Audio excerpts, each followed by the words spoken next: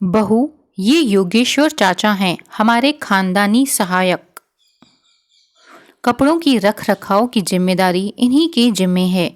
इनके चरण छूकर आशीर्वाद लो और शादी का उपहार दो। आभा जी ने अपनी नवविवाहिता बहू नेहा से कहा। बेट नेहा को कुछ अजीब लगा, भला घर के धोबी के भी कोई चरण स्पर्श करता है। पर सास का मान रखते हुए वह बेमन से उनके चरण स्पर्श के लिए झुकी। अरे अरे बेटा जी, चरण छूने की कोई जरूरत नहीं है, हमारा आशीर्वाद तो सदा आप लोगों के साथ है, योगेश्वर चाचा बोले। नेहा 10 दिन पहले ही इस घर में बहू बनकर आई थी। शुरुआती दिन तो घूमने फिरने में निकल गए। अब उसे घर के सभी सदस्यों को जानने पहचानने का मौका मिला था। योगेश्वर चाचा के बाप दादा भी इसी घर के धोबी थे।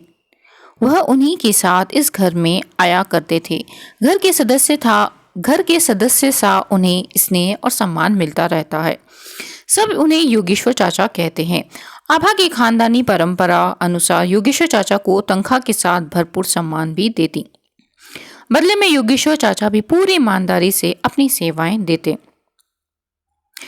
एक दिन अपने समय पर योगेश्वर चाचा कपड़ों को प्रेस करके लेके आए। उन्होंने नवविवाहिता नेहा को काले लिबास में देखकर कहा, बेटा जी, नई दुल्हन को काले लिबास शुरुआती दिनों में नहीं पहनने चाहिए, ऐसा हमारा मानना है। चाचा ने अपने पन से कहा, मुझे क्या पहनना चाहिए और क्या नहीं आपको बताने की जरूरत नहीं। नेहा ने दो टूक जवाब दे दिया। योगेश्वर चाचा चुपचाप वहां से चले गए।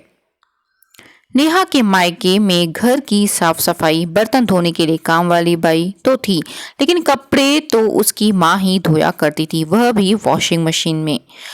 इससे उन्हें काफी पैसों की बचत हो जाया करती थी। अगले ही दिन नेहा ने आभा जी से कहा कि मम्मी जी, हमारे घर में वॉशिंग मशीन तो है ही, फिर क्यों हम योगेश्वर चाचा से कपड़े धुलवाते हैं। डेली के कपड़ों के साथ साथ इसमें ऑफिशियल कपड़े भी आराम से धोए जा सकते हैं। घर पर ही कपड़े धोने से पैसों की काफी बचत हो जाएगी। बहू, योगेश्वर चाचा हमारे खानदानी धोबी हैं। वह कपड़े धोने के साथ साथ प्रेस करके घर पहुंचा देते हैं। इससे हमें सुविधा हो जाती है और उन्हें 4 पैसे मिल जाते हैं। वह भी हमारी तरह 100 कष्ट सहकर अपना घर चलाते हैं, अपने परिवार को खुशी देना चाहते हैं। अभी पिछले महीने ही योगेश्वर चाचा की बेटी की सगाई हुई है। शादी वाले घर में तो 1000 प्रकार के खर्चे होते हैं। मैं उन्हें उनके काम से नहीं निकाल सकती। बहू, योगेश्वर चाचा का बचपन से ही यह आना जाना है। उनके दादा परदादा सभी ने यही काम किया है। ऐसे कैसे उनसे कह दें कि तुम्हारे लायक अब यहाँ कोई काम नहीं। उनकी वफादारी का क्या ये सिला दें? नहीं, हम ऐसा नहीं कर सकते। वैसे भी बहू, इंसान और मशीन के बीच फर्क होता है। इंसान में भावनाएं होती हैं, मशीन में नहीं, आभा जी ने नेहा को समझाया। नेहा को एक धोबी को इतना मान सम्मान देना समझ नहीं आया। कुछ दिनों बाद नेहा के मोबाइल में उसके पति राहुल के फोन से एक कॉल आता है। जी, आप नेहा जी बोल रही हैं? सामने वाली महिला ने पूछा। जी हाँ, मैं नेहा हूं, पर आप कौन? आप मेरे पति के फोन से कॉल क्यों कर रही हैं? नेहा ने आश्चर्य से पूछा। जी, मैं सिटी हॉस्पिटल की नर्स लता बोल रही हूं। आपके पति के फोन पर लास्ट नंबर आपका ही था। आपके पति का एक्सीडेंट हो गया है, उन्हें यहाँ सज्जन ने एडमिट किया है। आप अपने परिवार के साथ तुरंत यहाँ पहुंचे। आपके पति को काफी चोट आई है, उन्हें ब्लड की भी जरूरत है, लता ने ऐसा कहा।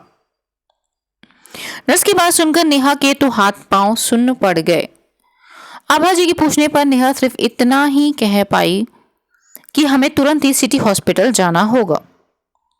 बदहवासी नेहा ने हॉस्पिटल पहुंचते ही देखा कि उसके पति राहुल बेड के पास वाले बेड पर योगेश्वर चाचा लेटे हुए हैं। उसे समझ से अब देर नहीं लगी कि चाचा अपना खून राहुल को दे रहे हैं। तब इतने में डॉक्टर आ जाते हैं और बोलते हैं कि अब राहुल खतरे से बाहर है। समय रहते ही ये सज्जन उन्हें हॉस्पिटल लेके आए। शरीर से काफी खून निकल चुका था और इन्होंने हमसे कहा कि हमारा खून ले लीजिए और छोटे साहब को बचा लीजिए। भगवान की कृपा से ब्लड मैच हो गया, डॉक्टर साहब ने बताया। इससे से योगेश्वर चाचा ने राहुल की जान बचाई। नेहा पूरी बात सुनकर आत्मग्लानि से भर जाती है। देखा बेटा, जो प्यार अपनापन इंसान दे सकता है वह मशीन के बस की बात नहीं। मशीन इंसान की जगह नहीं ले सकती। आज हमारे राहुल को योगेश्वर चाचा ने अपना खून देकर बचाया है, आभाजी बोली। अपनी सास की बात सुनकर नेहा को अपना नजरिया बदलना ही पड़ा। इंसान और मशीन के बीच का फर्क वो समझ गई थी। दिल में सबके लिए इंसानियत जरूर होना चाहिए। आखिर इंसानियत ही इंसान को जिंदा रखती है। तो ये थी छोटी सी कहानी। आशा है आपको कहानी पसंद आई होगी। प्लीज कहानी को लाइक करें, वीडियो को लाइक करें, शेयर करें और अपने विचार अवश्य व्यक्त करें और चैनल को भी सब्सक्राइब करें। अभी के लिए इतना ही, शुक्रिया।